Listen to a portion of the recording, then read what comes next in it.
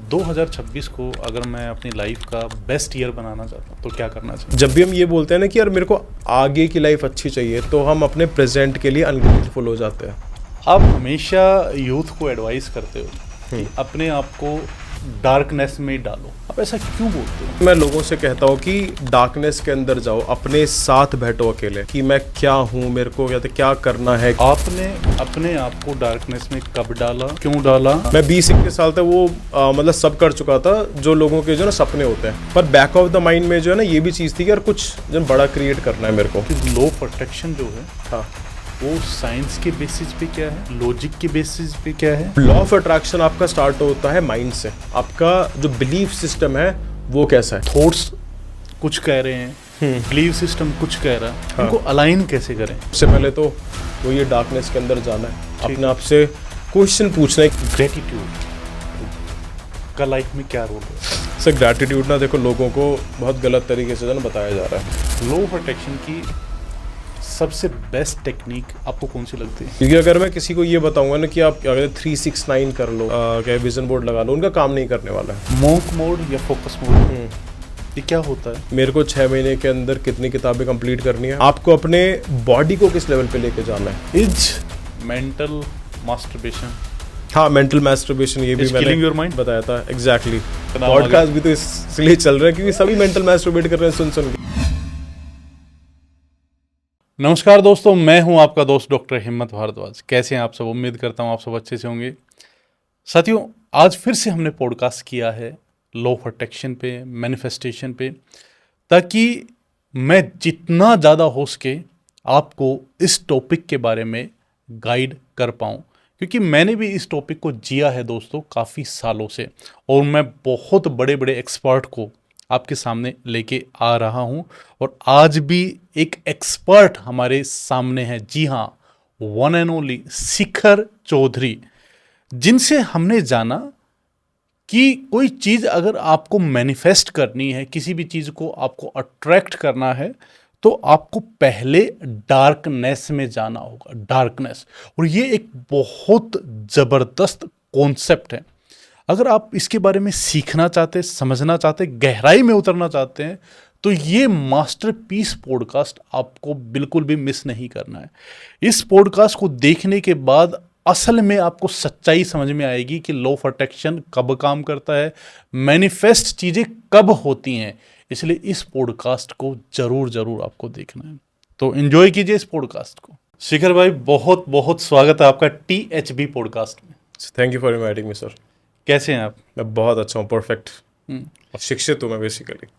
अच्छा भाई, आप हमेशा यूथ को एडवाइस करते हो कि अपने आप को डार्कनेस में डालो, या अंधेरे में डालो। हाँ जी आप ऐसा क्यों बोलते हो?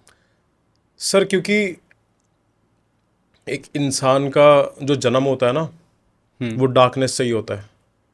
जब वो अपने क्या माँ के पेट से निकलता है तो वो डार्कनेस से ही निकलता है।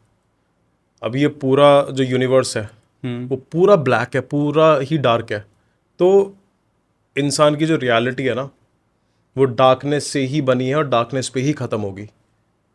तो इसलिए मैं लोगों से कहता हूँ कि डार्कनेस के अंदर जाओ, अपने साथ बैठो अकेले, अपने क्या कहते चाइल्डहुड के अंदर जाओ, अपने आप से आइसोलेशन के अंदर पूछो कि मैं क्या हूँ, मेरे को कहते क्या करना है, क्या बनना है। क्योंकि जब तक हम अकेले नहीं होते हैं ना, तो तब तक हमारे माइंड के अंदर और लोगों के जो ना थॉट्स चलते रहते हैं। ट्रू। रील्स चलती रहती हैं, वीडियोस चलती रहती हैं, पापा ने क्या कहा, ताऊ जी ने क्या कहा, चाचा ने क्या कहा, मामा ने क्या कहा। तो हम खुद से इंट्रोस्पेक्ट ही नहीं कर पाते। और जो इंसान खुद से इंट्रोस्पेक्ट नहीं कर पाएगा उसको कभी भी अपना गोल पता नहीं लगेगा। मेजॉरिटी ऑफ द लोगों के जो गोल्स होते हैं ना, वो उनके खुद के गोल्स नहीं होते, वो उनके जो ना फैब्रिकेटेड गोल्स होते हैं। अब फैब्रिकेटेड गोल्स मतलब जो उन्होंने सोसाइटी से लिए हैं कि यार ये एक कंटेंट क्रिएटर बनना चाहिए मेरे को, ये IAS है, IAS बनना चाहिए। एग्री। इसलिए उसके अंदर वो बहुत मेहनत करते हैं, उसके बाद भी रिजल्ट नहीं मिलता उन्हें। और काफ़ी सारे लोग ऐसे होते हैं जो बहुत ही कम मेहनत करते हैं, चाहे वो UPSC के एग्ज़ाम हो, कंटेंट क्रिएशन हो, बिजनेसमैन हो, बहुत इजीली आगे बढ़ जाते हैं। वो इजीली आगे इसलिए बढ़ जाते हैं क्योंकि वो उनका खुद का ड्रीम होता है। ड्रीम होने का ये मतलब नहीं होता कि आपने कुछ भी रैंडमली ही ड्रीम बना लिया। वो ड्रीम एक्चुअली में आपके ब्रेन के अंदर आता है सोते टाइम। अभी मैं सबसे पूछूंगा कि जितने भी लोगों को उनका कुछ भी ड्रीम लगता है, वो उनके सपनों में कभी भी नहीं आया होगा। उनको सिर्फ फैसिनेशन लगता है कि यार ये करना है, वो करना है, पर वो उनका ड्रीम है ही नहीं, इसलिए वो कभी उसको अचीव ही नहीं कर सकते। इसलिए मैं बोलता हूँ कि डार्कनेस के अंदर जाओ, खुद को खाली कर दो, एम्प्टी कर दो बिल्कुल।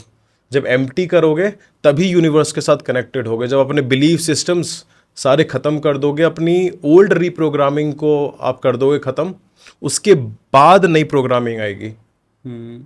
वो मतलब क्या है आइसोलेशन का? मतलब क्या है? मतलब दुनिया से अलग हो जाओ, भीड़ से अलग हो जाओ। क्या क्या किस किस चीज़ से अलग होना?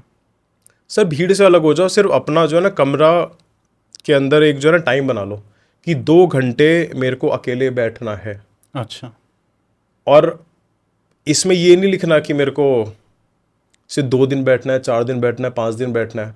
वो ज़िंदगी भर की हैबिट आपको ऐड करनी पड़ेगी कि 2 घंटे अकेले बैठना है मेरे को। दिन में 2 घंटे? 2 घंटे, ठीक है। 2 घंटे खाली बैठ जाओ, किसी से बात मत करो, कोई म्यूज़िक मत चलाओ। स्टार्टिंग के अंदर बहुत प्रॉब्लम होती है क्योंकि जब लोग अकेले बैठते हैं ना, उनके पास्ट आता है बाहर, उनका पेन बाहर आता है कि उसने ये बोला था, ये बोला था, कहीं मैं क्या अकेला तो नहीं हो जाऊंगा, कहीं ये प्रॉब्लम तो नहीं हो जाएगी, कहीं वो प्रॉब्लम तो नहीं हो जाएगी। तो जब वो चीज़ें बाहर आ रही होती है ना, उनको फेस करना है, उनको एस्केप नहीं करना। उन 2 घंटों में कोई काम नहीं कुछ करना? भी नहीं करना, कुछ नहीं करना? कुछ नहीं करना। सारी चीज़ें अपना बाहर निकल के आएंगी क्योंकि ब्रेन का काम तो है चलना है, उसका काम। हाँ। ये थॉट्स वो लेके आएगा। जब हम खाली बैठेंगे तो दिमाग का जितना भी गार्बेज होगा वो सब बाहर आएगा, और वो डार्कनेस के अंदर आपको सामने दिखाई देगा कि मैंने ये गलती करी थी, मैंने ये कमी है मेरे अंदर। अब लोगों के अंदर ये हिम्मत होनी चाहिए कि उस डार्कनेस को फेस कर सके। ठीक है। क्योंकि लोगों को लगता है कि मैं तो कुछ गलत ही नहीं कर रहा, मैं तो सही कर रहा हूँ। और वहां पे अगर थोड़ा सारे कुछ काम करना है, ये करना है, तो वो एक्शन लेना है या कुछ भी सिर्फ नहीं करना, ऑब्जर्व 2 करना घंटे है? सिर्फ शांत बैठना है। आने दो जो आ रहा है। हाँ, और इसमें बहुत फ्रस्ट्रेशन होगी, बहुत डर भी लगेगा, इसलिए सक्सेस रेट बहुत कम होता है। क्योंकि जैसे ही लोगों के दिमाग के अंदर कुछ आता है ना थॉट, वो तुरंत फ़ोन खोल लेते हैं, स्क्रॉल करने लग जाते हैं, वो म्यूज़िक सुनने लग जाते हैं। लोगों का दिमाग हमेशा भरा हुआ है, म्यूज़िक सुन रहे हैं, मूवीज़ देख रहे हैं, फ्रेंड्स के साथ है, नेटफ्लिक्स कर रहे हैं, खुद के लिए तो टाइम ही नहीं दे रहे हैं। वो उनको लगता है कि वो खुद के लिए टाइम दे रहे हैं, उनको लगता है कि हमको खुद के लिए देना है टाइम, तो हम एक काम करते हैं, बाहर घूमने चले जाते हैं। अच्छा, एक बात बताओ, हाँ जी। आपने अपने आप को डार्कनेस में कब डाला, क्यों डाला, और उससे आपको क्या बेनिफिट? सर मेरे को तो भगवान ने डाला था, मैंने नहीं डाला। बाय डिफॉल्ट हुआ है? सिचुएशन, सर्कमस्टांसेस इस तरीके से होने लगे क्रिएट, क्योंकि बचपन से ना एक चीज़ होती है रेटिकुलर एक्टिवेशन सिस्टम। ठीक है। वो ब्रेन का पार्ट होता है, बहुत इंपॉर्टेंट। हम बचपन से जो भी चीज़ें करते हैं ना फीड उसके अंदर, वो वैसी ही अपॉर्चुनिटीज़ ही देखता है, और उसके अकॉर्डिंगली सर्कमस्टांसेस और सिचुएशंस वो क्रिएट करने लग जाता है। तो कॉलेज तक तो लाइफ बहुत हैपनिंग थी, मैं शूट्स कर रहा था, मॉडलिंग कर रहा था, फैशन शोज़ कर रहा था, पार्टीज़ हो रही थी, सब कुछ हो रहा था।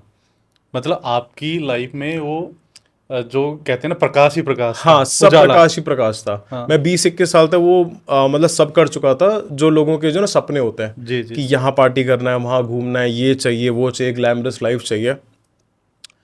फिर पर बैक ऑफ द माइंड में जो है ना ये भी चीज़ थी कि यार कुछ जब बड़ा क्रिएट करना है मेरे को। तो फिर कुछ भी नहीं पता था क्या करना है क्या नहीं करना। बाहर से किसी ने बोला कि भाई गवर्नमेंट जॉब के लिए प्रिपरेशन कर ले। ओके। मैं क्या अभी नहीं करूँगा, बाद में करूँगा। मेरे को जो है ना MBA करना था, मेरे को क्या एडवर्टीजमेंट के अंदर जाना था, क्योंकि मेरा जो ना क्रिएटिविटी बहुत स्ट्रांग है मेरी।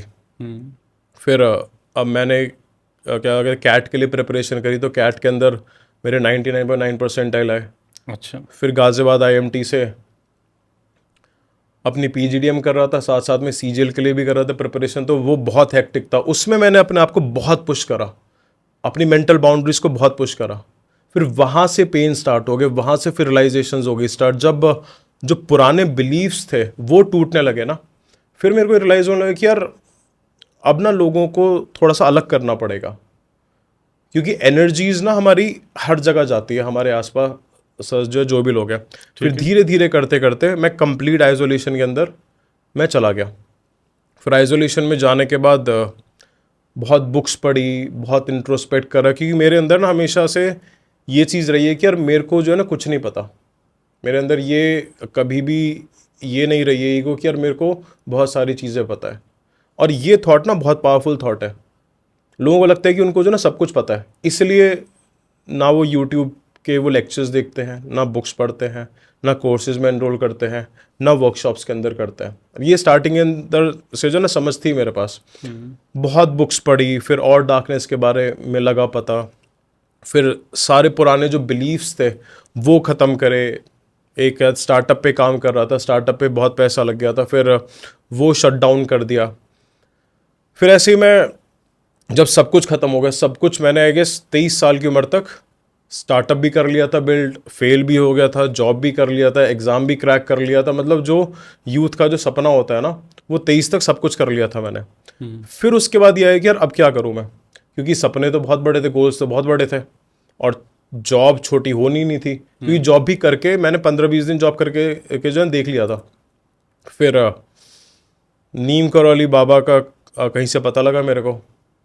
अच्छा। मेरी क्या सिस्टर का आया कॉल मेरे पास कि चल एक काम करते हैं, हम जो है ना नीम करौली बाबा चलते हैं। मैं कहा मेरे पास ना तो पैसे हैं ना टाइम है। तो उन्होंने कब की बोला बात कि है? ये 2023 जून, 23 मार्च, ओके। क्योंकि उनका जो है ना बर्थडे था तब। फिर मैं कहा ठीक 23 24 23, हाँ 23। फिर नीम करौली बाबा मैं गया, फिर वहाँ पर जो है ना ध्यान लगाना स्टार्ट करा, क्योंकि जो है ना मेडिटेशन बहुत पहले से जो है ना स्टार्ट कर दी थी मैंने। तो फ्रीक्वेंसीज और वाइब्रेशंस हाई हो गई थी। अब जैसे ही वहाँ पर पहुँचा हूँ मैं, वैसे ही सारे तार जो है ना जुड़ गए सब। अच्छा। जैसे ही ध्यान लगाने बैठा, मैं कंप्लीट डार्कनेस के अंदर फिर चला गया। 5-7 मिनट तक मेरे को ये आइडिया नहीं था कि मैं किस स्टेट में हूँ, क्योंकि बहुत सारी चीज़ें जो ना कनेक्ट हो गई थी एक साथ। फिर वहाँ से ये आइडिया है कि इतनी सारी बुक्स पढ़ी है, नॉलेज गैदर करी है, एक काम करता वीडियो मैं करता हूँ शेयर, क्योंकि वीडियो जो है ना पहले भी बना रहा था, पर मैं पहले अपने क्या कहते हैं स्टार्टअप के लिए बना रहा था वीडियो।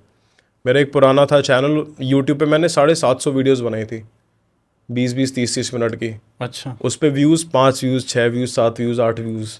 फिर वहाँ से ये लर्निंग मिली थी मेरे को कि you have to do the work, क्योंकि उस पॉइंट ऑफ टाइम पे आपको जो है ना कुछ रीजनिंग पता नहीं लगती कि यार इसके व्यूज़ भी नहीं आ रहे, क्या कहते हैं रिजल्ट भी नहीं आ रहे, क्योंकि मैं हमेशा से जो है ना रिजल्ट से मैं कंप्लीटली जो है ना, मेरे को रिजल्ट की परवाह नहीं रही। डिटैच रहता। हाँ, मेरे को ये कि मेरे को सिर्फ काम करना है, रिजल्ट आए नहीं आए मेरे को नहीं पता। एंड फिर आफ्टर दैट नीम करौली बाबा में यह है कि यार मेरे को ऐसा लगता है कि मैं जो है ना गलत चीज़ें कर रहा था, मेरे को सिखाना है लोगों को। फिर एक हार्ड वर्क पे बना के डाली वीडियो मैंने, वो वायरल चली गई, एक दिन के अंदर वो 1 मिलियन पहुंच गई। यूट्यूब पे या इंस्टाग्राम पे? अब वो क्या इंस्टाग्राम पे डाली थी मैंने। अच्छा। फिर दूसरी बनाई, वो वायरल चली गई। मेरे 4-5 दिन के अंदर मेरे 10,000 वो हो गए थे, फॉलोअर्स हो गए थे। फिर लोगों के आने लगे मैसेज कि अब भैया ये प्रॉब्लम है, वो प्रॉब्लम है, आपने ये बचा लिया, फलाना ये कर लिया, ढिमका कर लिया। तब फिर धीरे धीरे हुआ रियलाइज़ कि यार इतना सारा जो 7-8 साल का जो वो था एक्सपीरियंस था, वो शायद यूनिवर्स ने इसलिए करवाया मेरे को, क्योंकि मेरे अंदर से जो एक स्पेसिफिक जो नॉलेज है, जो एक गोल है मेरा, जो भगवान ने किया डिसाइड मेरे लिए, वो बाहर निकलवाना था। तो इसलिए वो सारे क्या कहते हैं हार्डशिप्स दिए, क्योंकि फिर उसके बाद सब चीज़ों को जो है लेसन की तरह लिया। कि जब मैं मॉडलिंग में था, तो मॉडलिंग से ये सीखा कि खुद को फिट कैसे रखते हैं, खुद की पर्सनालिटी पे कैसे काम करते हैं। जब गवर्नमेंट जॉब के लिए प्रिपरेशन कर रहा था, तो वहाँ से एक स्ट्रेस टॉलरेंस लेवल हुआ बिल्ड कि यार ज़्यादा से ज़्यादा स्ट्रेस तुम क्या कहते हैं कैसे ले सकते हो, इतने लाखों की कंपटीशन के अंदर तुम कैसे अपने आप को तुम आगे कर सकते हो। जब और एक स्टार्टअप करा बिल्ड, तो वहाँ से ऑल मार्केटिंग की नॉलेज मिली, वहाँ से क्या कहते हैं ब्रांडिंग की नॉलेज मिली। तो इन 7-8 साल की जितने भी एक्सपीरियंसेस थे, उन सबको एक साथ कलेक्ट कर लिया मैंने। फिर कलेक्ट करके फिर अब उसको मैं द शिक्षित टॉक्स पे 1.5 साल से मैं डाल रहा हूँ। और साथ में अभी द शिक्षित यूनिवर्सिटी भी करिए क्रिएट, उसमें लाइक 3 महीने के अंदर 1 लाख फॉलोअर्स हो गए। हम्म। सो अभी यही एम है कि लोगों को राइट नॉलेज दे के उनके सबकॉन्शियस माइंड को अच्छे से साफ करके राइट चीज़ें डाल के फिर उसके बाद मैनिफेस्टेशंस को सिखाना है, उसके बाद लॉ ऑफ अट्रैक्शन को सिखाना है, क्योंकि मैनिफेस्ट हर कोई इंसान कर रहा है, राइट। पर एक चीज़ होती है कॉन्शियस मैनिफेस्टेशंस। मैं कॉन्शियस मैनिफेस्टेशन पे काम करता हूँ कि पहले तुम जान लो खुद को, उसके बाद करो मैनिफेस्ट। पहले खुद को जानो, हाँ, उसके फिर बाद मैनिफेस्ट। मैनिफेस्ट करो। कि बहुत बार ही ना लोगों के साथ ऐसा होता है, लोग जो ना कुछ भी कर लेते हैं मैनिफेस्ट, उनको वो मिल भी जाता है, फिर बाद में रिग्रेट करते हैं वो, यार ये क्यों मिल गया। और ये लोग जो ना कमेंट्स के अंदर बताएंगे इनके साथ हुआ होगा कि यार ये गर्लफ्रेंड चाहिए थी, वो मिल गई, उसके बाद लाइफ खराब हो गई। लाइफ खराब। ये जॉब चाहिए थी, ये जॉब मिल गई, उसके बाद लाइफ खराब हो गई। तो मैनिफेस्ट हर कोई कर रहा है, पर वो कॉन्शियसली नहीं कर पा रहे हैं। कॉन्शियस मैनिफेस्ट मतलब बहुत ज़बरदस्त कॉन्सेप्ट है। अच्छा एक चीज़ बताओ भाई, आपने कहा कि मैं बहुत सारी रीडिंग करता हूँ, तो मैं एक पॉडकास्ट आपका देख रहा था, आप रीडिंग बहुत ज़्यादा करते हो। अभी तो रीडिंग जो ना बंद हो चुकी है मेरी। अभी जो पुरानी क्या अगर नॉलेज है, मैंने जो है ना बहुत सारे 4-5 डायरीज के जो है ना नोट्स बना के रखे हैं बुक्स के, तो वही रीड करता हूँ अब मैं। अच्छा अभी कोई लाइक नई बुक पढ़ने का टाइम नहीं मिल पाता। ठीक है। जब आप रीडिंग करते थे मतलब कितने घंटे रीडिंग करते थे और किस तरीके की बुक्स रीड करते थे। सर सारी जो है ना सेल्फ हेल्प की होती थी। अच्छा। मैंने कोई भी क्या कहते फिक्शनल बुक नहीं पढ़ी। स्टार्ट मैंने एक बुक थी, you can win by Shiv Khera, start उससे करी थी मैंने। ठीक है। फिर पावर ऑफ सबकॉन्शियस माइंड पढ़ी, फिर क्या कहते साइको साइबरनेटिक्स पढ़ी, फिर क्या कहते थिंक एंड ग्रो रिच पढ़ी, फिर एक like think like a monk है, तो स्टार्टिंग है ना बेसिक बुक्स ही पढ़ी आई है। फिर उसके बाद डॉक्टर जो डिस्पेंजा पर आया मैं, अच्छा। उनकी यू आर प्लसीबो पढ़ी, लाइक बिकमिंग सुपर नेचुरल्स पढ़ी। फिर क्या कहते उपनिषद्स पे आया थोड़ा सा। फिर उसके बाद धीरे धीरे थोड़ा सा नॉलेज को ना एडवांस करते गया मैं। और जब बहुत एडवांस हो गई, जब चीज़ें लाइक दिमाग से बाहर जाने लगी, फिर उसके बाद क्या कहते ओशो को पढ़ना करा स्टार्ट मैंने। फिर ओशो की 2-3 बुक्स पढ़ी। फिर उसके बाद थोड़ा सा और एडवांस चला गया। फिर क्या कहते हैं जे कृष्णमूर्ति पर आया मैं। फिर वो समझ में नहीं आते मेरे को अभी, क्योंकि उनका बहुत एडवांस लर्निंग है उनकी। 3 ऐसी किताबें जिनसे आपकी लाइफ में बहुत ज़्यादा इम्पैक्ट आया जो आपकी फेवरेट है। एक तो ये बहुत कंट्रोवर्शियल बुक है, संभोग से समाधि। ये ओशो की बुक है और इसमें सेक्स के बारे में कुछ नहीं दे रखा। मैं फिर से बता रहा हूँ, सेक्स के बारे में नहीं अगर है उसमें नहीं कुछ। दे रखा, अगर नहीं दे रखा तो इसका जो टाइटल है वो टाइटल ऐसा क्यों रखा गया। सर ओशो के लिए जो है ना सेक्स सिर्फ जो है ना फिजिकल इंटीमेसी नहीं है, हाँ। उनके लिए ये है कि आपकी जो है मेंटल इंटीमेसी भी होनी चाहिए, आपकी फीलिंग्स की इंटीमेसी भी होनी चाहिए। और दूसरों के साथ आप तभी मेंटली इंटीमेट हो पाओगे जब आप खुद के डार्कनेस के अंदर, खुद के थॉट्स के अंदर आपको ये पता है कि आप कैसे आप इंसान हो। और फिर एक ओशो की एक दूसरी बुक है लव फ्रीडम एंड अलोननेस। उससे लोगों को जो है ना प्यार का एक्चुअल डेफिनेशन पता लगेगी। क्योंकि अगर मैं लोगों से पूछूं कि उनके लिए क्या प्यार की डेफिनेशन क्या है, उनको किसी को नहीं पता, पर जो है ना सब किसी ना किसी से प्यार करके बैठे हैं। और एक तीसरी बुक है थिंक एंड ग्रो रिच। ये 3 बुक करूँगा रिकमेंड। थोड़ी सी एडवांस भी है, पर मैं हमेशा जो है ना एडवांस लर्निंग पर ही फोकस करता हूँ। मैं उस लर्निंग पे फोकस ही नहीं करता जो बुक आपको आपने एक बार ही पढ़ी वो आपको आगे समझ में। अगर कोई भी बुक एक बारी के अंदर आ रही है समझ में, तो वो बुक अच्छी नहीं है। अच्छा, और फिर प्रॉपर आप उसके नोट्स बनाते हो हाँ और फिर नोट्स रिवाइज करते हाँ। रहते हो। शिखर भाई, अगर मैं अपनी आइसोलेशन की बात करूँ ना, मैं अपने उस दिन को वेस्ट मानता हूँ जब मैं अपने साथ में 2 घंटे, मैं सच बताऊँ 1.5 से 2 घंटा मुझे चाहिए।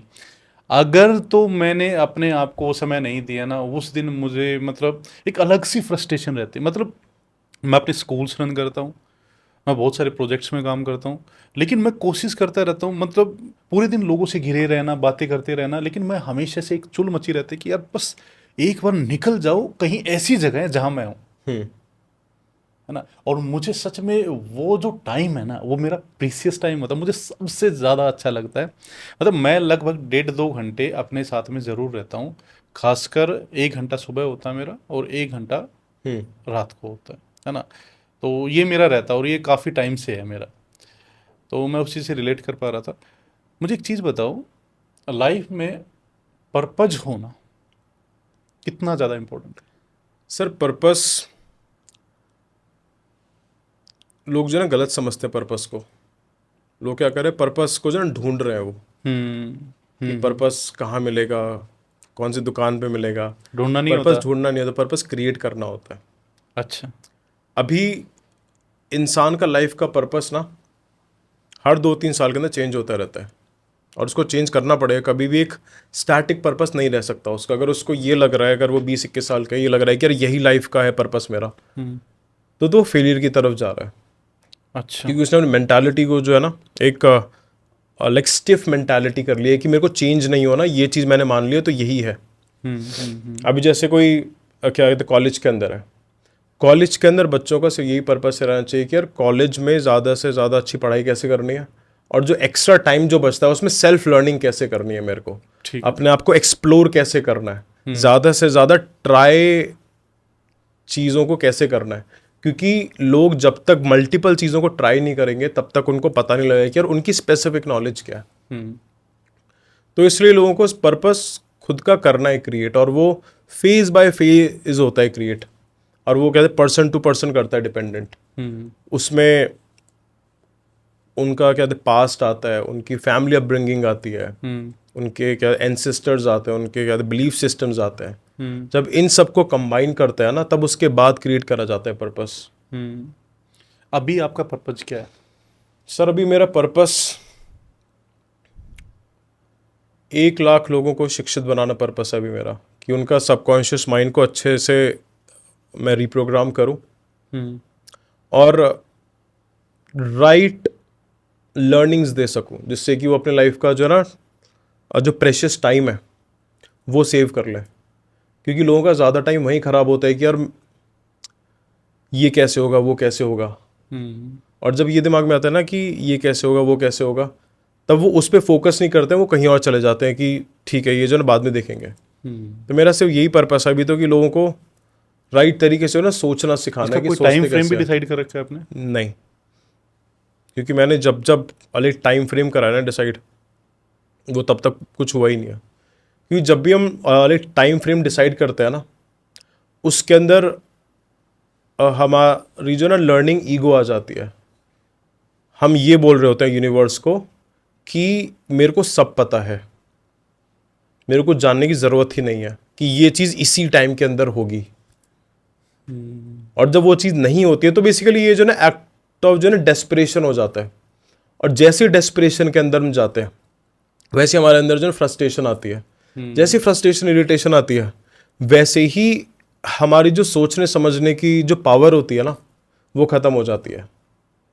हमारी लर्निंग कैपेसिटी ख़त्म हो जाती है, क्योंकि हमको एक्चुअली में अपने बारे में कुछ नहीं पता कि ब्रेन कैसे काम करता है, लर्न कैसे करेंगे। जब हम टाइम लिमिट किसी भी चीज़ की हम लगा देते हैं, तो हम ये कहते हैं कि सारी चीज़ें ना मेरे अकॉर्डिंगली होगी। क्यों होगी तुम्हारे अकॉर्डिंगली? अगर तुम बीच में क्या बीमार पड़ गए, कोई इमरजेंसी आ गई, कोई फंक्शन आ गया, कुछ हो गया, फिर उसके बाद क्या करोगे? मेरा सिर्फ ये चीज़ रहती है कि अपने आज के दिन को आप बेस्ट कैसे बना सकते हो। आपके पास गोल्स होने चाहिए कि मेरा फाइनेंशियल गोल ये है, ये है, ये है, ये है, और उसकी तरफ ना डेली एक्शन लो, टाइम फ्रेम डिसाइड मत। हाँ, आपको ये डिसाइड करना है कि यार मेरे को दिन में 5 घंटे काम करना है, तो 5 घंटे काम करना है। अपने आप से झूठ नहीं बोलना है कि 3 घंटे काम करा फिर बोल रहे हो नहीं 5 घंटे काम करा।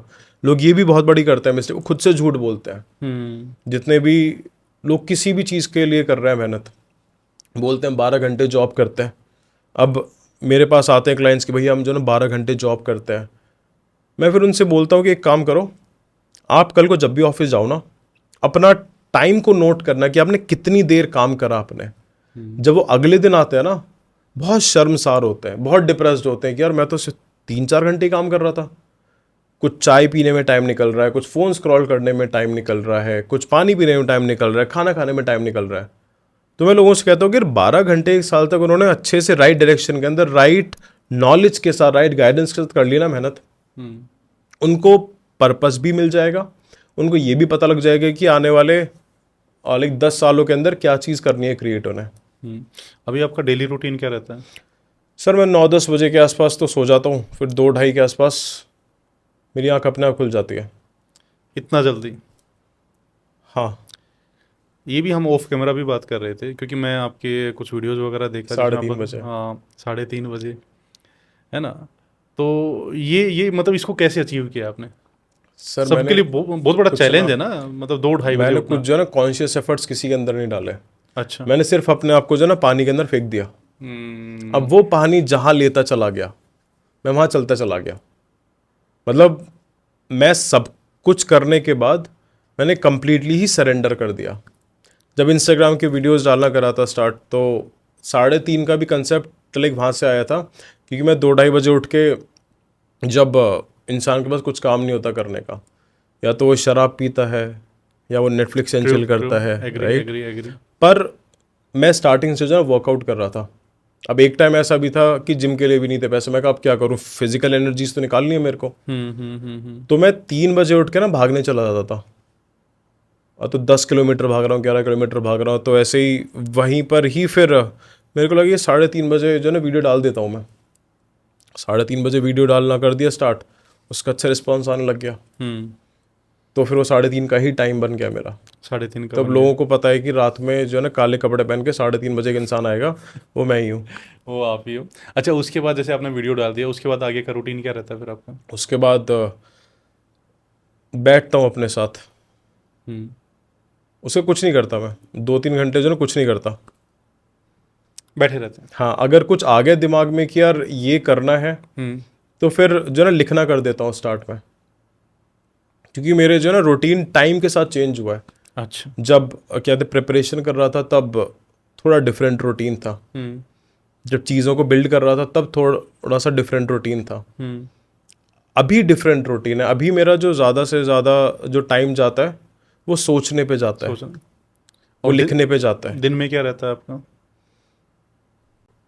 ऐसे ही मेरे पास क्या कहते पेट है, उसके साथ टाइम स्पेंड कर लेता हूँ। अच्छा। और अभी तो कहते हैं स्ट्रेटेजाइजिंग पर जा रहा है हम्म। कि यूट्यूब पे क्या आगे वीडियो कैसी डालनी है। अभी अभी एक टॉपिक डिसाइड कर रहा हूँ, स्क्रिप्टिंग कर रहा हूँ, क्योंकि ये वाला जो महीना है, इस महीने में मैं 6 महीने के लिए कर लूँगा प्लान।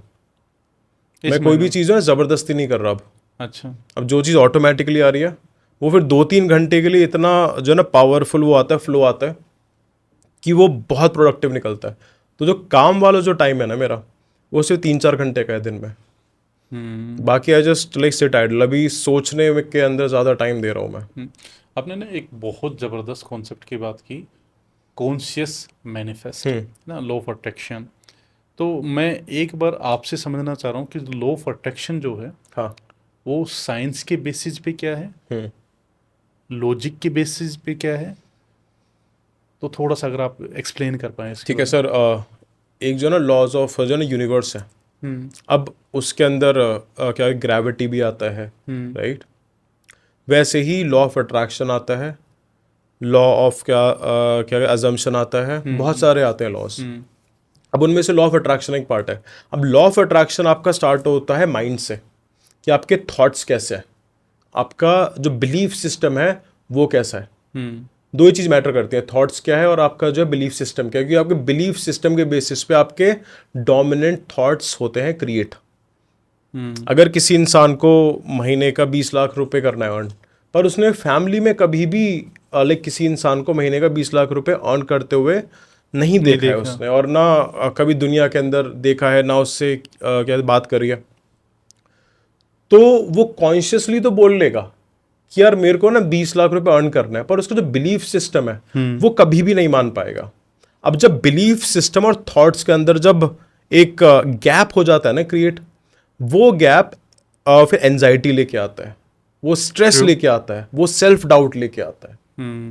तो लॉ ऑफ अट्रैक्शन ब्रेन से स्टार्ट होता है कि हमारे थॉट्स कैसे हैं, बिलीफ सिस्टम कैसे है। कि थॉट्स और बिलीफ सिस्टम के बेसिस पे फीलिंग्स और इमोशंस जनरेट होते हैं, और उस इमोशंस के बेसिस पे हम एक्शंस करते हैं।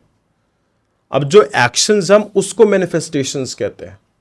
कि जो क्या कहते हैं अलाइंड एक्शंस होते हैं, कि हमारा ब्रेन भी मान रहा है, हम उसको फील भी कर पा रहे हैं, हम उसका विजन भी देख पा रहे हैं और उस काम पे 100% हमारा जो बिलीफ है कि यार ये अच्छे से काम हो रहा है, इन फिर वो सबको मैनिफेस्टेशन पे आ जाता है। कैसे अलाइन करें? क्योंकि थॉट्स, जैसे आपने बताया ना, थॉट्स कुछ कह रहे हैं, बिलीव सिस्टम कुछ कह रहा है, इनको अलाइन कैसे करें? सर अलाइनमेंट के लिए अगेन सबसे पहले तो वो ये डार्कनेस के अंदर जाना है, अपने आप से क्वेश्चन पूछना है कि यार बचपन में क्या चीज़ सबसे अच्छी लगती थी मेरे को। ओके। फॉर एग्जाम्पल काफ़ी सारे लोगों को बचपन में जो ना बातें करना बहुत पसंद था, तो उसके बेसिस पे उनको अपने जो ना करंट गोल डिसाइड करने की, यार कौन सी ऐसी जॉब है, कौन सा ऐसा क्या बिजनेस है, प्रोफेशन है जहाँ पर बात करना बहुत अच्छा, जहाँ पर बात करने के लिए मिलते हैं पैसे।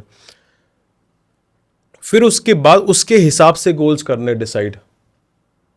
और फॉर एग्जांपल बचपन में किसी को क्रिएट करना पसंद था चीज़ों को, कि यार मेरे को गाड़ियों को तोड़ना पसंद है, फिर उसको क्रिएट करना पसंद है, तो उसके लिए क्या कहते हैं बीटेक आ जाती है, इंजीनियरिंग आ जाती है। तो सबसे पहले तो ये डिसाइड करना है कि यार मेरे को एक्चुअली में क्या चाहिए।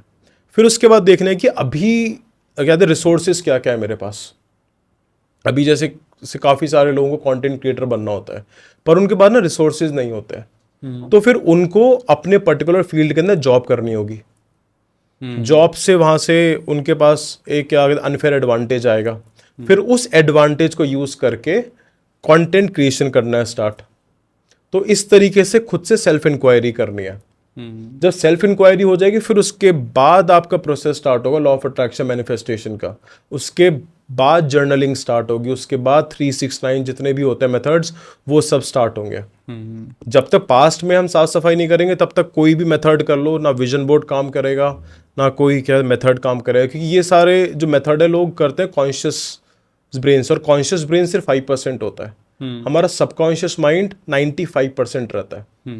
तो इसलिए लोगों के गोल्स अचीव नहीं हो पाते। अच्छा, एक चीज़ बताइए, अगर मैं आपसे समझूं, वो मैनिफेस्टेशन की जो कंप्लीट प्रोसेस होती है स्टेप बाय स्टेप, मतलब पहला स्टेप ये, सेकंड स्टेप ये, थर्ड स्टेप ये, है ना? तो स्टेप बाय स्टेप क्या होगा मैनिफेस्टेशन? पहले डार्कनेस के अंदर जाओ, उससे आपको ये पता लग जाएगा कि उससे आपके पास जो है ना क्लैरिटी आ जाएगी। पहला है डार्कनेस। हाँ, डार्कनेस से क्लैरिटी आ जाएगी आपको ठीक है। कि मेरे को ये चीज़ करनी है। फिर अपने जो ना बिलीफ सिस्टम्स देखने हैं कि यार मेरा बिलीफ ये मानता ही नहीं मानता। फॉर एग्जांपल किसी को 20 लाख रुपए कमाने महीने में, अब ये देखना है कि यार मेरे फैमिली के अंदर कोई एक ऐसा इंसान है जिसने मेरी एज में या मेरे से 4-5 साल कोई क्या कहते हैं बड़ा इंसान है, वो 20 लाख रुपए वो अर्न करता हो। फिर उसके बाद अपने आप से ये पूछना है कि 20 लाख रुपए ही क्यों चाहिए मेरे को। वाई पूछना है कि 20 लाख रुपए ही क्यों चाहिए। सही बात। उसका जो ना खर्चा बनाना है, क्योंकि यूनिवर्स तुमसे पूछता है कि भाई क्यों चाहिए तेरे को, क्योंकि मैं वेस्ट करने के लिए तो दूंगा नहीं। फिर उस 20 लाख रुपए का जो ना बजट बनाना है आपको कि यार मेरे को अपने आप पे तो इतना खर्च करना है और दूसरे लोगों पे इतना खर्च करना है, क्योंकि यूनिवर्स अगर आपको इतना बड़ा अमाउंट आपको देगा ना तो आपके लिए नहीं देगा, वो ये स्क्रिप्टिंग बोल रहे हो, स्क्रिप्टिंग करनी है। आपको ये बताना है कि यार मेरे को दूसरों के लिए क्या क्या चीज़ें करनी है, ठीक है, खुद के लिए क्या चीज़ें करनी है, माँ बाप के लिए क्या चीज़ें करनी है, जानवरों के लिए क्या चीज़ें करनी है, मतलब यूनिवर्स में जो भी चीज़ें हैं उनके लिए क्या क्या चीज़ें करनी है। उस बेसिस पे आपका रेटिकुलर एक्टिवेशन सिस्टम एक्टिवेट हो जाएगा। जब वो एक्टिवेट हो जाएगा तब उसके हिसाब से अपॉर्चुनिटीज दिखेंगी आपको।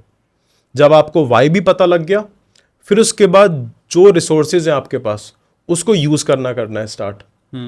फिर उसके बाद आपकी क्या कहते हैं जर्नलिंग स्टार्ट होती है।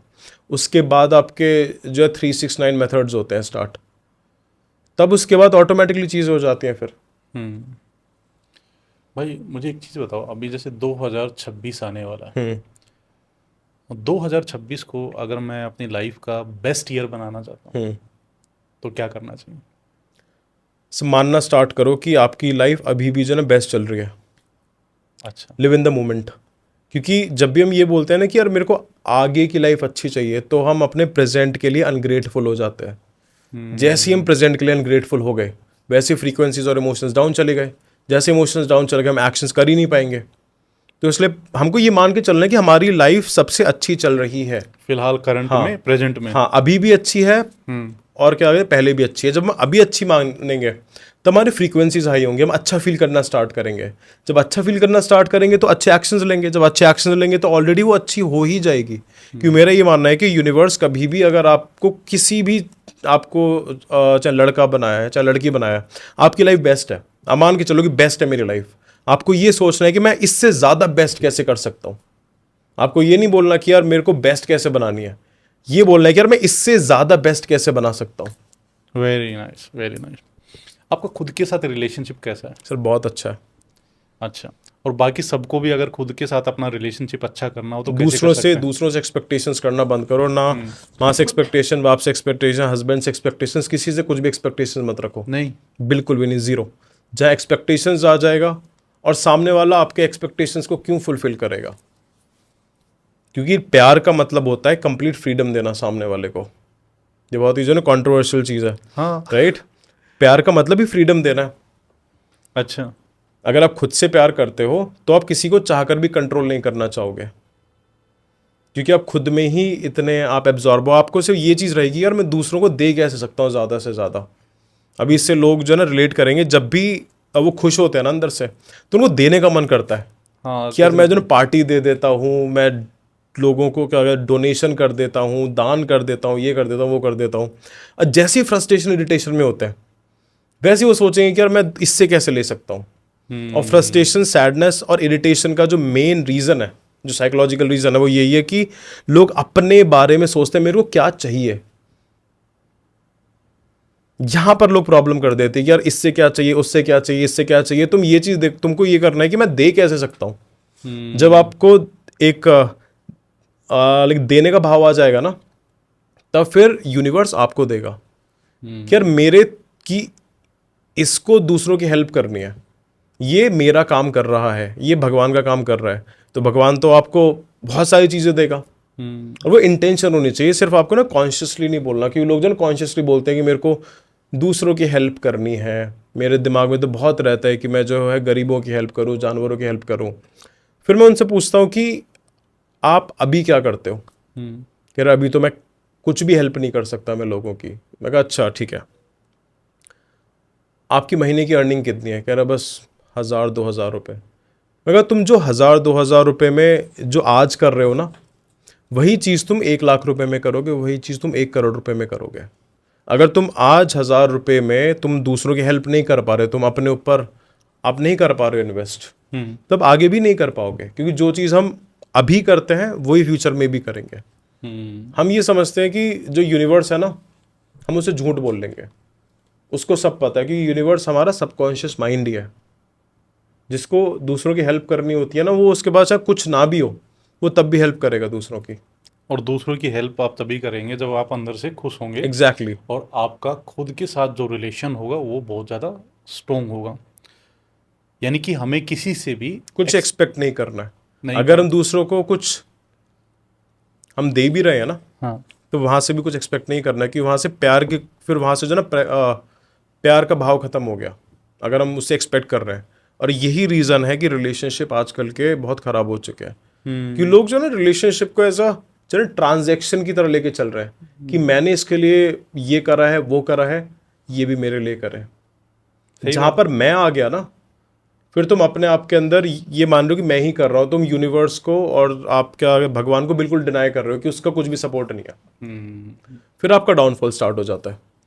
एक चीज़ बताइए मुझे, आपकी एज लगभग 30 के आसपास हो गई है। या अब तक की 3 सबसे बड़ी लर्निंग्स क्या हैं आपकी?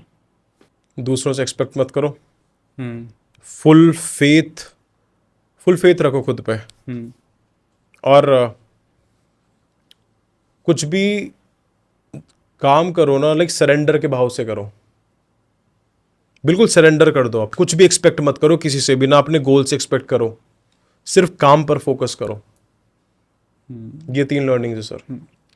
अच्छा, 3 तरीके की एज होती है। एक होती है डॉक्यूमेंटेड एज। हाँ, ये मेरे कंसेप्ट है। हाँ, एक बायोलॉजिकल एज एक और एक होती है साइकोलॉजिकल एज। Psychological age. क्या डिफरेंस इनमें? सर डॉक्यूमेंटेड एज तो वो है कि हम किस क्या कहते हैं डेट में हुए हैं पैदा, राइट। और जो बायोलॉजिकल एज है कि हम अपनी जो है टेक केयर कैसे कर रहे हैं, अच्छा। राइट। अभी जैसे बहुत सारे लोग हैं जो 20-21 साल के हो जाते हैं, पर वो लगते हैं 30 साल के, वो लगते हैं 35 साल के। क्योंकि वो अपनी टेक केयर अच्छे से नहीं कर रहे, उनके जो बायोलॉजिकल ऑर्गन्स है ना वो बहुत जल्दी एज कर रहे हैं, क्योंकि वो सिगरेट पी रहे हैं, वो क्या गंदा खाना खा रहे हैं, शराब पी रहे हैं, तो ऑर्गन्स पे ज़्यादा स्ट्रेस आ रहा है। जब ऑर्गन्स पे ज़्यादा स्ट्रेस आ रहा है तो उनके ऑर्गन्स की जो एज है वो बहुत इंक्रीज हो रही है और फेस पर आ जाता है, वो फिर आ जाती है बॉडी पर। ये तो सब बायोलॉजिकल एज हो गई। अब साइकोलॉजिकल एज थोड़ा सा कॉम्प्लिकेटेड है। अभी फॉर एग्जांपल मेरी एज क्या कहते हैं 30 है। अब आपने कोई जो ना बुक लिखी, अब मान लेते हैं आपकी एज क्या कहते हैं 40, राइट। अब आपने अपने 40 साल का सारा एक्सपीरियंस लिख लिया उस पर। अगर मैं आपकी बुक को अच्छे से रीड कर लूँगा, सब कुछ कर लूँगा याद, तो मेरी जो साइकोलॉजिकल एज है वो क्या कहते हैं 30 प्लस क्या कहते हैं 40 हो जाएगी। तो मेरी साइकोलॉजिकल एज होगी 70। सेम अगर ऐसे ही और बुक्स को ऐड करता रहूँगा मैं, तो साइकोलॉजिकल एज इंक्रीज होती रहेगी।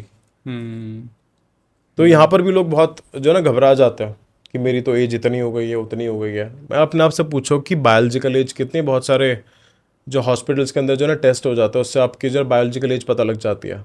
और साइकोलॉजिकल एज आप खुद से असेस करो कि आपने कितनी बुक्स पढ़ी है, कितना एक्सपीरियंस लिया है। फिर किसी को लगेगा कि यार मेरी तो साइकोलॉजिकल एज सिर्फ 15 साल की है, 15 साल की उम्र के बाद तो बुक ही पढ़ना कर दिया था बंद मैंने।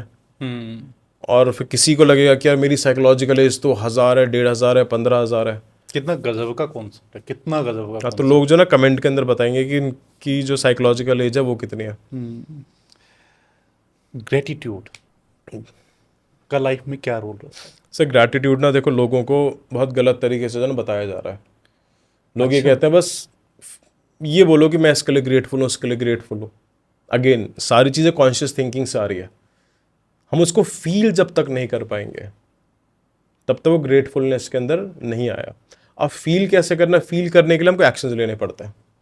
अगर मैं कह रहा हूँ कि मैं इस पॉडकास्ट के लिए ग्रेटफुल हूँ, या कोई भी बच्चा इस क्या पॉडकास्ट को देख रहा है वो कह रहा है कि मैं इस पॉडकास्ट के लिए जो बहुत ग्रेटफुल हूँ, तो उसको इस पॉडकास्ट से उसकी लाइफ के लिए जितनी भी लर्निंग्स हैं वो सारे अपने लाइफ में अप्लाई करनी पड़ेगी, तब वो फील जनरेट कर पाएगा।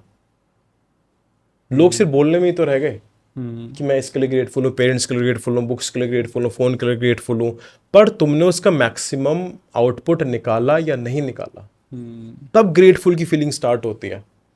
और इसलिए लोग फिर बोल देते हैं कि लॉ ऑफ अट्रैक्शन काम नहीं करता, मैनिफेस्टेशन काम नहीं करता, क्योंकि वो किसी भी चीज़ के लिए ग्रेटफुल नहीं है, चीज़ों को सही तरीके से नहीं कर रहे हैं, वो कॉन्शियसली चीज़ें कर रहे हैं, सिर्फ कॉन्शियस माइंड से कर रहे हैं चीज़ें, ओरली चल रहा है। एग्जैक्टली। पर वो फील जनरेट नहीं कर पा रहे। मेन चीज़ फीलिंग्स के अंदर ही है। अगर आपको फील क्रिएट हो गया कि यार मैं 20 लाख रुपए का इंसान हूँ, मैं महीने के 20 लाख रुपए अर्न कर सकता हूँ, तो एक महीने के अंदर आ जाएंगे 20 लाख रुपए आपके पास। और ये खुद एक्सपीरियंस करके मैंने जो ना देखा है सर, जहां आपने फील कर लिया वहां आपकी रियलिटी बन मैजिक होता है वो होता है फीलिंग्स से। एग्जैक्टली। बिल्कुल सही बात। लॉ ऑफ अट्रैक्शन की सबसे बेस्ट टेक्निक आपको कौन सी लगती है? सर मैं टेक्निक के अंदर बिलीव नहीं करता। अच्छा। पूरा रिप्रोग्रामिंग, पूरा सिस्टम्स क्रिएट होता है, सबकॉन्शियस माइंड से स्टार्ट होता है, वो होता है क्लेंस, क्लैरिटी आती है, फिर बिलीफ सिस्टम चेंज होता है, फिर आपके क्या कहते हैं इंस्पायर्ड एक्शंस होता है।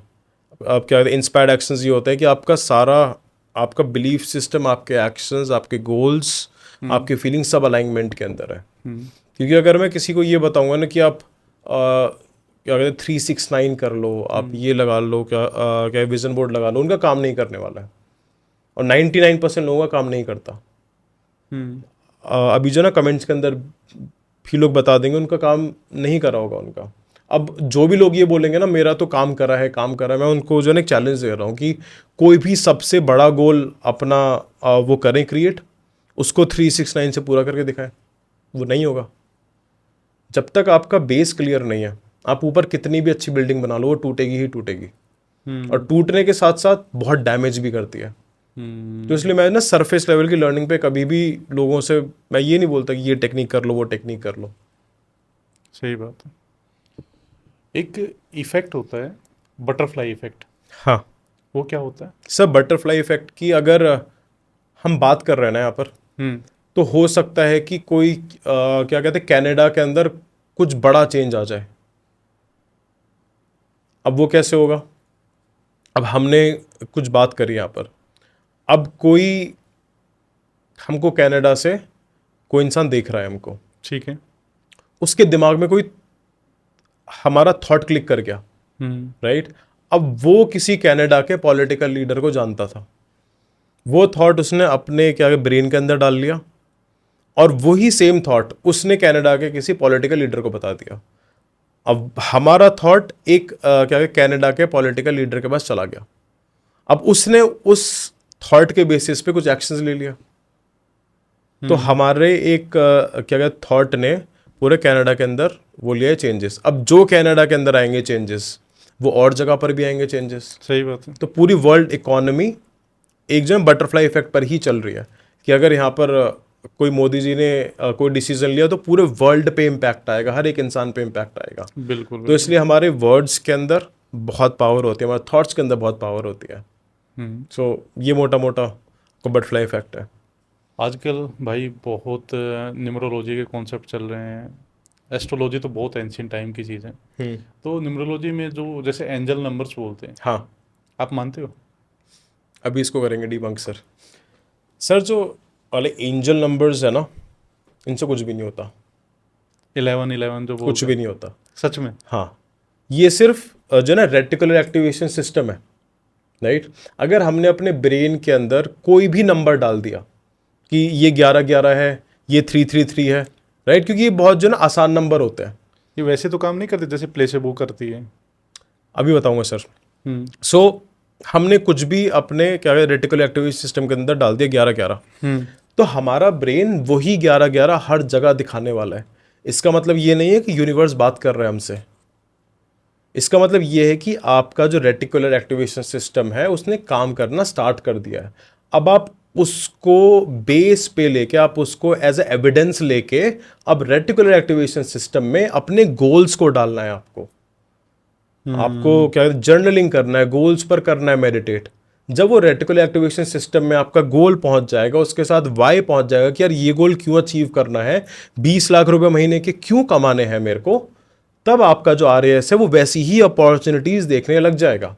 अभी जैसे मैं लोगों से कहूंगा कि आप अपने जो ना दिमाग के अंदर ये डालो कि आपको जो ना लाल कलर की गाड़ी देखनी है, आप बार बार बोलते रहो कि लाल कलर की गाड़ी देखनी है, लाल कलर की गाड़ी देखनी है। आप जब भी बाहर जाओगे आपको लाल कलर की ही गाड़ी दिखेगी, चाहे वो आपके दोस्त को ना दिखे। तो सर ये होता है RAS का काम। पर वो ये कि इंटरनेट पे छोटी चीज़ें जो लोगों को सुनने में जो बहुत अच्छा लगता है वो बहुत फेमस हो जाती है, पर लोगों को उसका जो ना साइंटिफिक रीज़न नहीं पता, क्योंकि लोग सिर्फ सरफेस लेवल पर ही है कि ये एंजल नंबर है, ये हमसे बात कर रहा है। यूनिवर्स कैसे बात करेगा आपसे? यूनिवर्स हमारा सबकॉन्शियस माइंड ही है, हमारा ब्रेन ही यूनिवर्स है सारा, बाहर कुछ नहीं। एक जो है ना श्री कृष्ण की एक जो है ना फोटो है, उसके अंदर अपना अपना जो है ना मुख खोलते हैं वो, तो उनके मुंह में पूरा ब्रह्मांड होता है। तो वो यूनिवर्स है सारा, कि हमारे अंदर पूरा क्या ब्रह्मांड है। क्योंकि यूनिवर्स के अंदर 3 कंपोनेंट्स है, ऑक्सीजन, हाइड्रोजन और क्या कहते हैं नाइट्रोजन। सेम कंपोनेंट्स हमारे अंदर है, सेम कंपोनेंट से ही हम बने। तो जितना बाहर है उतना ही अंदर है। लोग बाहर इसलिए देखते हैं क्योंकि अंदर तो देखा ही नहीं। अंदर तो बहुत डार्कनेस है, डर है, रॉन्ग बिलीफ सिस्टम है, ट्रॉमा है, ये सब चीज़ें हैं, इसलिए अंदर जाने से जो है डरते हैं, इसलिए बाहर जो है वैलिडेट कर लेते हैं। और ये इंस्टाग्राम पे रील्स बहुत वायरल भी होती है कि ये दिख रहा है, वो दिख रहा है। मैं उनकी जो है वीडियोस देखता हूँ, मैं देखता हूँ कि वो क्या कर रहे हैं। वो कोई ग्रीन कलर लेके हाथ पे लिख रहा है, कोई सर देखो सब लोगों को ना शॉर्टकट ही बता रहे हैं, ठीक है, क्योंकि अगेन अब जब लोग शॉर्टकट्स पे बिलीव करने लगते हैं ना, तब वो देश खराब है, क्योंकि लोग फिर मेहनत करना भूल जाएंगे। सही बात है, सही कि अपने हाथ पे ये पेन से ये लिख लो, पैर पे लिख लो, पीठ पे लिख लो, पता नहीं क्या क्या लोग आके क्या क्या क्या चीज़ें बता रहे हैं। और ये मेरे को ये चीज़ एक्चुअली में जो ना ख़त्म करनी है मेरे को, क्योंकि इससे यूथ बहुत मिसगाइडेड हो रहा है, बहुत ज़्यादा डिप्रेशन आ रहा है, एंजाइटी आ रही है, रिलेशंस खराब हो रहे हैं, पता नहीं बहुत जो ना बड़े लेवल पे बहुत प्रॉब्लम्स क्रिएट हो रही है। आपका जो कॉन्सेप्ट है ना आइसोलेशन, मतलब इससे तो यूथ इतना भागता है। हालांकि अब जैसे आप पूरी कोशिश कर रहे हैं, लोग अवेयर हो रहे हैं, उनको उसके पीछे का पूरा साइंस समझ में आ रहा है, ठीक है। मैं भी इन चीज़ों में बहुत ज़्यादा बिलीव करता हूँ। मैंने बताया था कि मैं तो जब तक मुझे 1-2 घंटे अपने साथ में मुझे तो पूरा दिन मतलब मैं सो ही नहीं पाऊँगा उसके बिना। अच्छा, मेरा एक सवाल और है कि अगर मुझे 10 साल का मैंने कोई टारगेट बनाया है हाँ।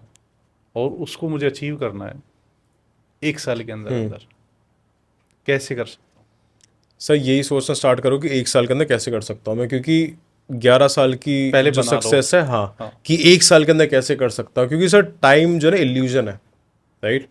अब जैसे आपने ये बनाया कि यार 10 साल के अंदर मेरे को ये पर्टिकुलर चीज़ अचीव करनी है। हम्म। अब आपको ये देख, आप जो ना साल के अंदर मत देखो, आप देखो कितने घंटों के अंदर चीज़ अचीव करनी है। जब आप ये देखोगे ना कितने घंटों के अंदर चीज़ अचीव करनी है, तब आपकी जो प्रोडक्टिविटी है वो बहुत इंक्रीज हो जाएगी। क्योंकि साल तो बहुत जो है ना वेग टर्म हो गया, कि 1 साल है मेरे पास, 2 साल है, 3 साल है। जब हम ये देखेंगे ना कि यार मेरे पास इतने घंटे हैं काम करने के लिए, तब हम ज़्यादा टाइम देंगे अपने काम को। अच्छा, एक चीज़ और बताइए, मोंक मोड या फोकस मोड, ये क्या होता है और कैसे इस मोड में आए? वही डार्कनेस के अंदर जाके 6 महीने के लिए, इस बार 6 महीने के लिए डाल दो अपने आप को, दोस्तों को छोड़ दो, घर वालों को छोड़ दो, अपने गोल्स बना लो कि मेरे को 6 महीने के अंदर कितनी किताबें कंप्लीट करनी है। उसके अंदर आपकी जो प्रोफेशनल बुक्स भी आ सकती हैं और आपकी क्या कहते हैं सेल्फ इम्प्रूवमेंट बुक्स भी आ सकती हैं। आपको अपने बॉडी को किस लेवल पे लेके जाना है, आपके बॉडी के अंदर आपको क्या कहते हैं क्या क्या चेंजेस चाहिए। लर्निंग हो गया, फिजिकल हो गया। हाँ, और आपको सोल के लेवल पे आपको कितना स्टैमिना चाहिए कि आप 4 घंटे तक अकेले बैठ पाओ। इससे सोल ट्रेन होती है हमारी। अभी लोग क्या 5 मिनट उनको उनको ये गोल बनाना है कि यार मेरे को 3 घंटे तक ना अकेले बैठना है, और 3 घंटे के अंदर मेरे को कोई प्रॉब्लम नहीं होनी चाहिए। मेरे को 6 महीने बाद अपने आप को ऐसा बना लेना है कि अगर मैं 3 घंटे जंगल के अंदर मैं बैठ भी जाऊँ ना अकेला, तो मेरे को कोई प्रॉब्लम नहीं हो। सर ये मोटा मोटा आपका जो मंक मोड है, कि आपको फाइनेंशियल गोल्स, साइकोलॉजिकल गोल्स, अपने जो करियर के गोल्स और अपने सोल के जो गोल्स हैं। अच्छा, इन 6 महीनों के अंदर जैसे बहुत सारी, कई बार तो सोशल मीडिया हमें डिस्ट्रैक्ट करती है, तो मतलब फ़ोन को दूर रखना है। सर हाँ, फ़ोन को दूर रखना अगर आपका वाई स्ट्रांग नहीं है, क्योंकि अगर आपका वाई स्ट्रांग है ना, तब चाहे आपके सामने फ़ोन रख लो, चाहे लैपटॉप रख लो, आप दिन चाहे में टीवी कितना रख लो। यूज़ करते हो सोशल मीडिया को? सर मेरा तो काम ही पूरा सोशल मीडिया, मेरा दिन में बहुत यूज़ है फ़ोन का।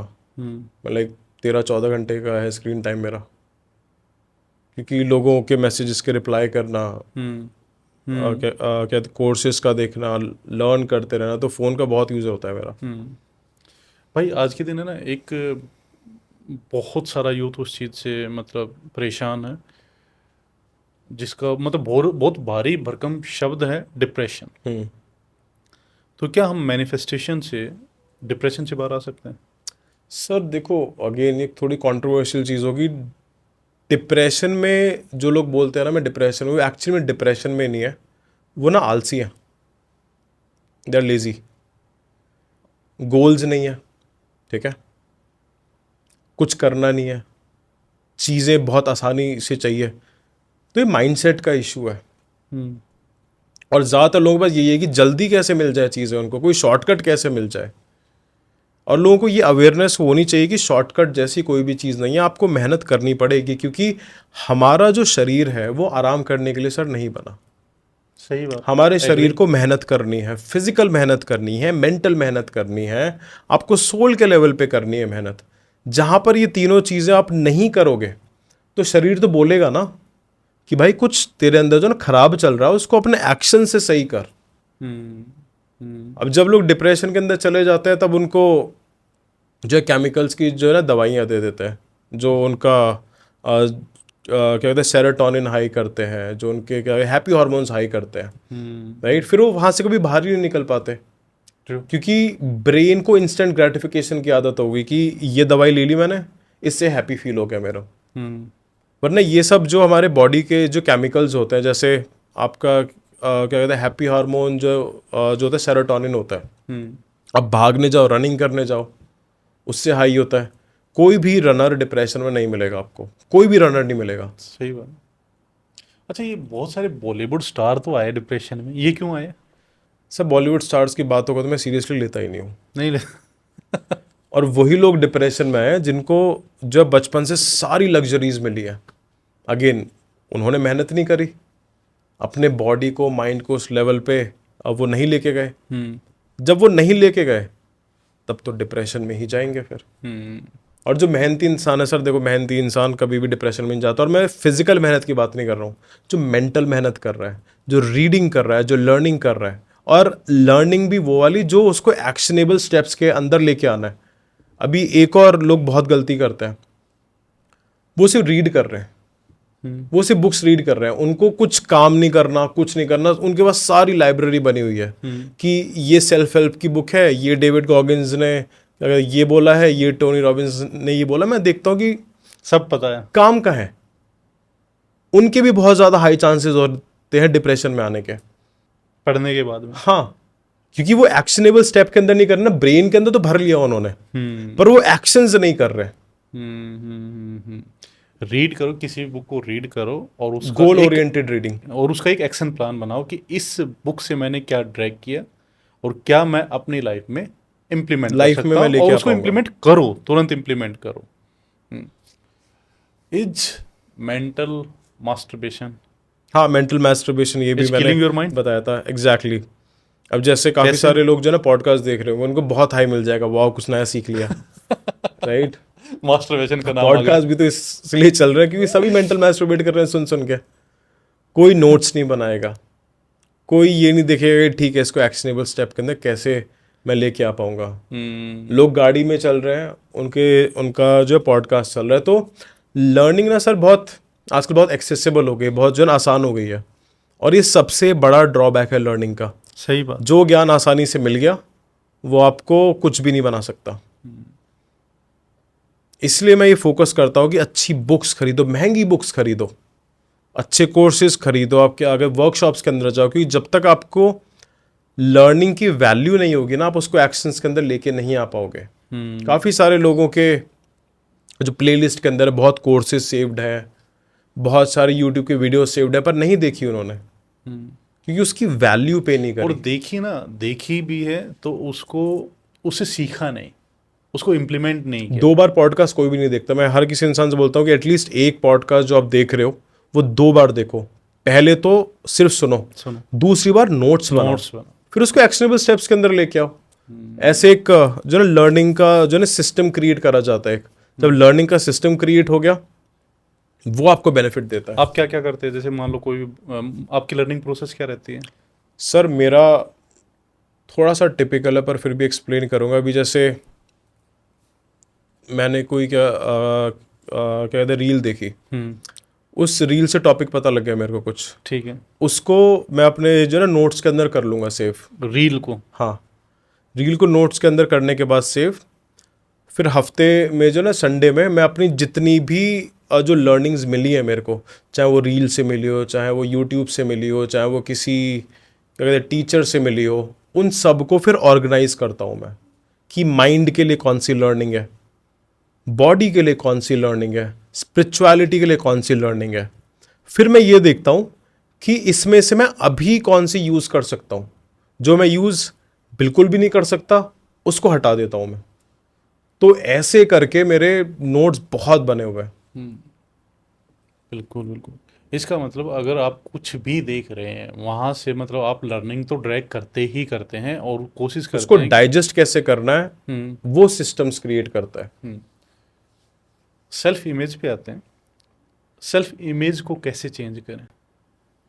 सर पहले तो अपने आप को जो है ना, हमको जो है शून्य मानना पड़ेगा वो क्या होता है? कि हम कुछ भी नहीं है, वी आर नथिंग। अच्छा, जब तक हम अपने आप को ये मानते रहेंगे ना कि मैं इस कास्ट का हूँ, मैं इस रिलीजन का हूँ, मैं इस फैमिली बैकग्राउंड से आता हूँ, मेरे डैड ये करते हैं, मेरे क्या कहते दादा ये करते हैं, फलाना करते हैं, तब तक हमारी जो सेल्फ इमेज है वो बहुत जो है ना रिस्ट्रिक्टेड रहेगी।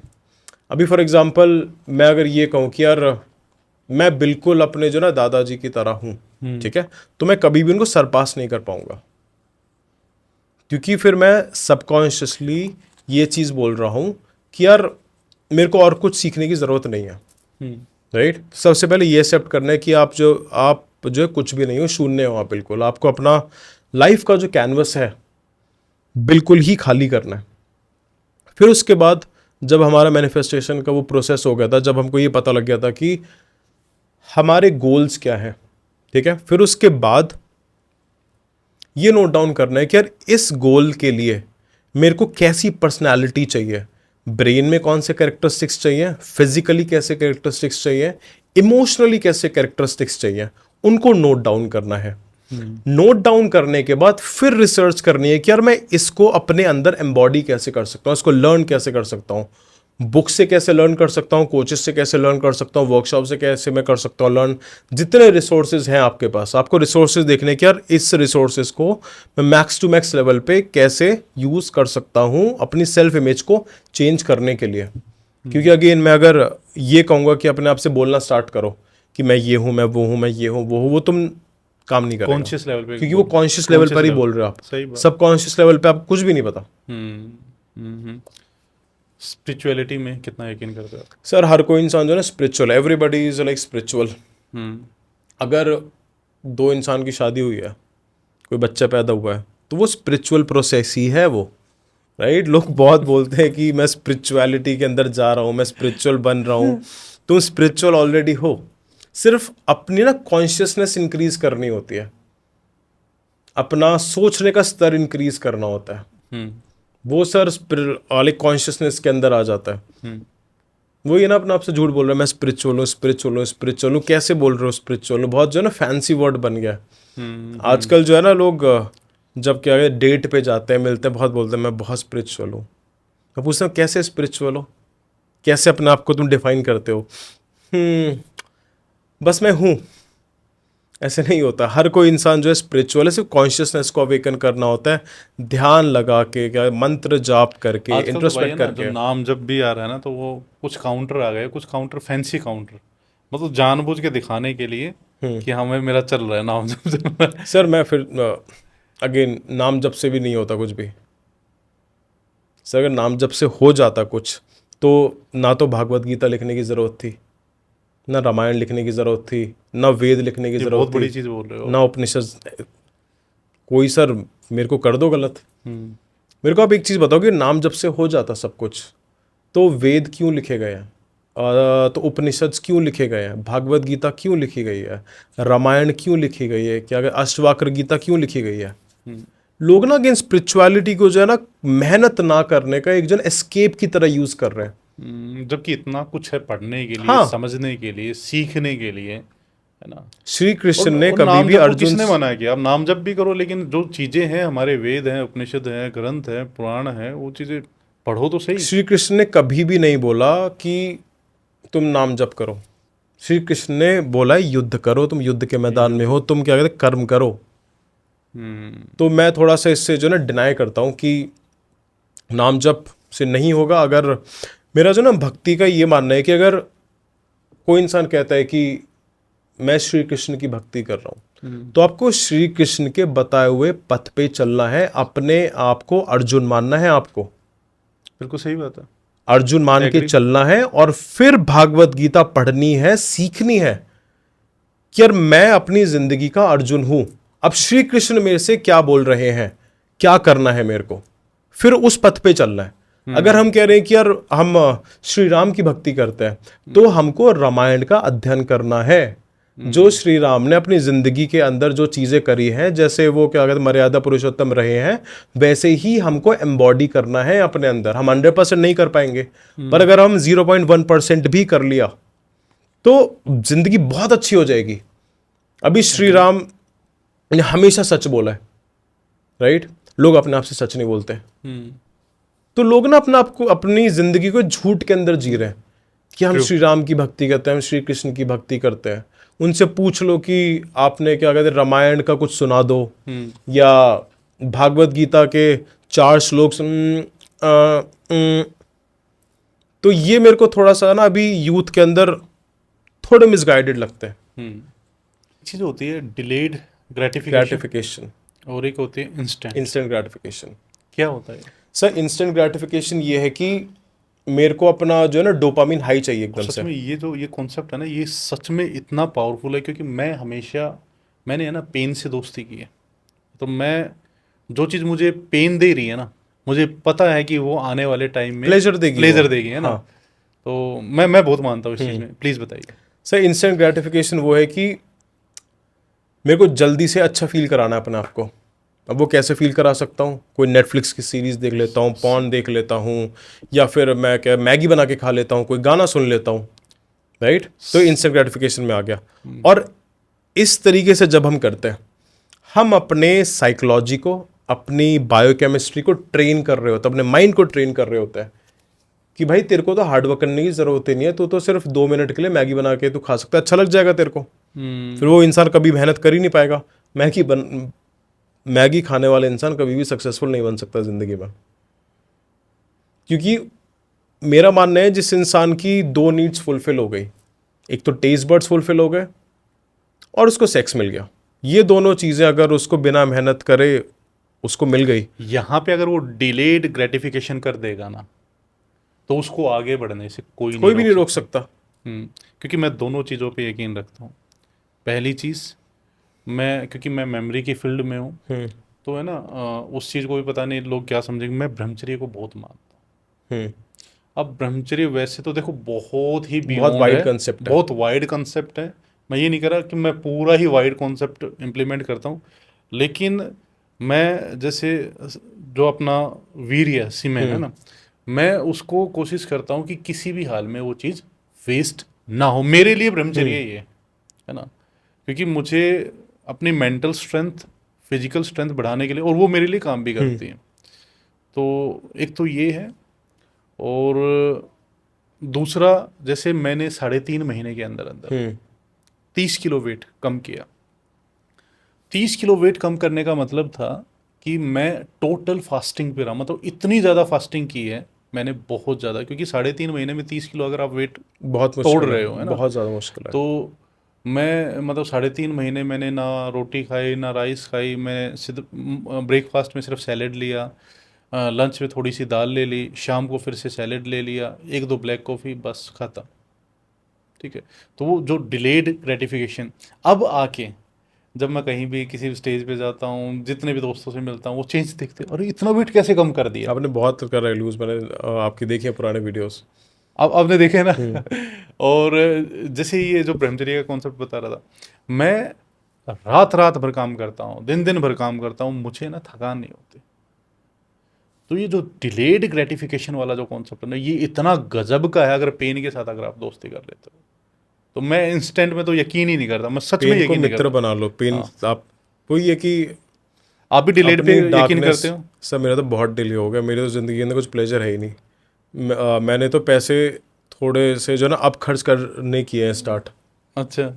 वरना मैंने अपने आप पे बहुत ही कम पैसे खर्च करे हैं। हम्म। अब मैं कर लेता हूँ, हम्म। पर अब मैं अच्छे से करता हूँ। अच्छा, आप ओवर थिंकिंग को सुपर पावर क्यों बोलते हो? सर क्योंकि देखो ब्रेन का काम ही सोचना है। हम्म। अब लोग कह रहे हैं कि ओवर थिंकिंग मेरे को करनी है ख़त्म। हम्म। अब पहले तो मैं उनसे पूछूंगा कि आप किसको ओवर थिंकिंग कहोगे, किसको आप अंडर थिंकिंग कहोगे? कोई मीटर नहीं है। सही बात है। सिर्फ अपने दिमाग को सही दिशा देनी है। इसलिए गोल्स इंपॉर्टेंट होते हैं। जब आपके पास गोल है ना, बहुत अच्छा, कोई भी गोल हो, स्पिरिचुअल हो, साइकोलॉजिकल हो, फाइनेंशियल हो, पर्सनल हो, हम्म। तो आप उसी के बारे में सोचते रहते हो कि ये कैसे होगा, कैसे होगा, कैसे होगा, कैसे होगा। मैं तो कहता हूँ लोगों से, तुम करो ओवर थिंक, जितना ज़्यादा तुम ओवर थिंक कर सकते हो। हम्म। पर वो ये कि लोगों के पास कुछ सोचने के लिए नहीं है, तो इसलिए इधर उधर के विचारों के अंदर दिमाग चला जाता है कि उसने ये बोल दिया, वहां पर जाना है, ये मेरा दोस्त ये कर रहा है, पापा ने बोल दिया, मम्मी ने बोल दिया, दोस्तों ने बोल दिया, वो इंसान 25 की एज में सक्सेसफुल हो गया, ये हो गया, वो हो गया। उनके पास खुद का कुछ थॉट प्रोसेस ही नहीं है। हम्म। इसलिए मेंटल एक्सरसाइजेज ज़रूरी होती हैं। रीडिंग करना, ध्यान लगाना, शांत बैठना, रनिंग करना, गोल बनाना, गोल की तरफ जाना। हम्म। मैं खुद ओवर थिंक में बहुत ओवर थिंक करता हूँ, मेरी लाइफ ही ओवर थिंक से ही बनी है सारी। ठीक है, ओवर थिंकिंग से मेरी भी तो बनी है। स्वामी विवेकानंद जी भी तो कहते हैं ना कि कोई एक थॉट ले चिंता लो, मत करो, चिंतन करो। चिंतन करो, चिंतन करो। ओ मतलब लोग चिंता करते हैं, ठीक है। Over Negative thinking, stress. हाँ ओवर थिंकिंग तो बहुत अच्छी चीज़ है।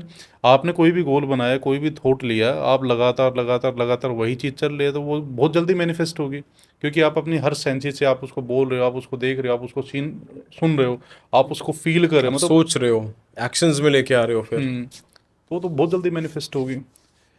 भाई एक चीज़ और मुझे पूछनी थी, आजकल यूथ में ना बहुत सारी बुरी आदतें हैं, स्मोकिंग की है, ड्रिंकिंग की है, अपने आप को कैसे बचा सकते हैं सर इनसे? मेरा ना इसमें एक जो कंसेप्ट है जिसको जैसे शराब पीने की आदत है, हाँ।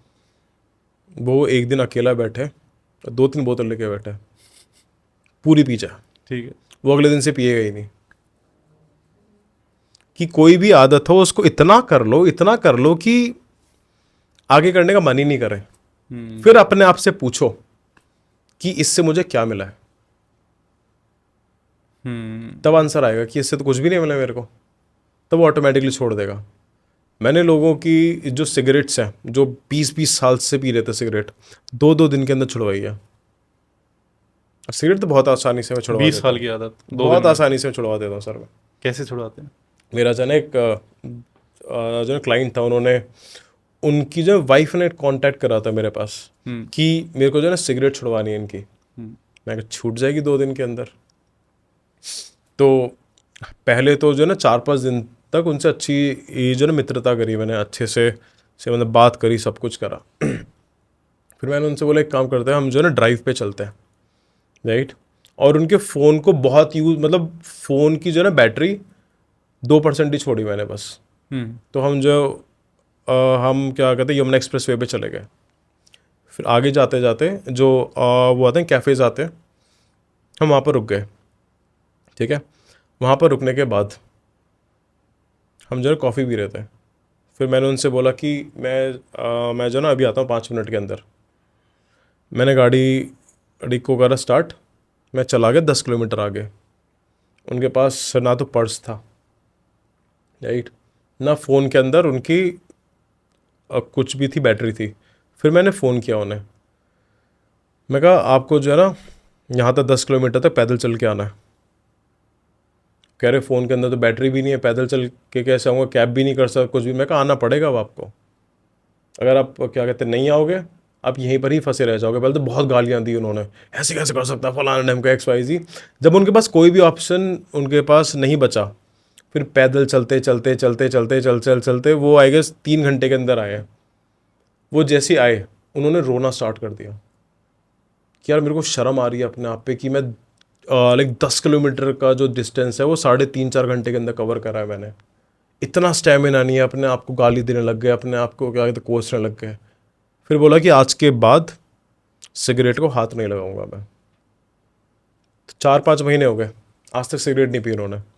क्योंकि इंसान को ना आप जो गलत आदत वो कर रहा है उसका कॉन्सिक्वेंस दिखा दो सामने से। True. उसको कितना भी बता लो आप कि इससे लंग्स खराब होते हैं, सांस नहीं ले पाएगा, वो नहीं कर पाएगा, बिल्कुल भी नहीं। उसको ऐसी सिचुएशन के अंदर आप डाल दो जिससे कि वो खुद फेस करे उसे। सो मेरी लर्निंग हार्ड्स रहती है पर रिजल्ट्स भी मैं जल्दी देता हूँ। अच्छा, हम ऑफ कैमरा भी एक केस पे बात कर रहे थे, वैसे मैं आपसे पूछना चाहता हूँ, अगर कोई व्यक्ति नेगेटिव इन्वायरमेंट में रह रहा है, तो उस इन्वायरमेंट में वो अपने आप को पॉजिटिव कैसे रख सर सकता वो है? उसी का दोष है कि वो नेगेटिव एनवायरनमेंट के अंदर रह रहा है, क्योंकि उसको मज़ा आ रहा है नेगेटिव एनवायरनमेंट के नहीं, अंदर। मान लो फैमिली में, फ्रेंड सर्कल में, रिलेशन में सारे लोग ऐसे हैं। एक तो होती है फैमिली, राइट। मैं सर ये नहीं मानता कि लोग जो चलो नेगेटिव रिलेशन को होते हैं। छोड़ देगा, हाँ, फ्रेंड्स को छोड़ देगा, हाँ। फैमिली में ही कुछ टॉक्सिक है। नेगेटिव सर कोई मान भी लो इंसान हस्बैंड ना वाइफ ही ले लो। कंप्लीट, कोई भी इंसान जो है कंप्लीटली जो है ना नेगेटिव नहीं होता। हमारे अंदर जो चीज़ है हम वही बाहर देखेंगे। अगर हमारे अंदर नेगेटिविटी भरी हुई है तो हम बाहर नेगेटिविटी ही देखने वाले हैं। अगर हमारे अंदर पॉजिटिविटी है तो हम बाहर पॉजिटिविटी ही देखने वाले हैं। और एक कॉन्शियस कंसेप्ट आ जाता है कि हमको जज ही नहीं करना कि सामने वाला नेगेटिव है या पॉजिटिव है। क्योंकि ना ब्रेन का एक बहुत ही पावरफुल फिनोमिनन होता है, ये मैनिफेस्टेशन में बहुत काम आता है। अगर हम किसी इंसान को बोल रहे हैं ना कि ये बहुत खराब इंसान है, बहुत नेगेटिव इंसान है, तो ब्रेन पता है क्या करेगा? ब्रेन वो ट्रेट्स हमारे अंदर ढूंढने लग जाएगा और वो सेम ट्रेट हमारे अंदर आ जाएंगे।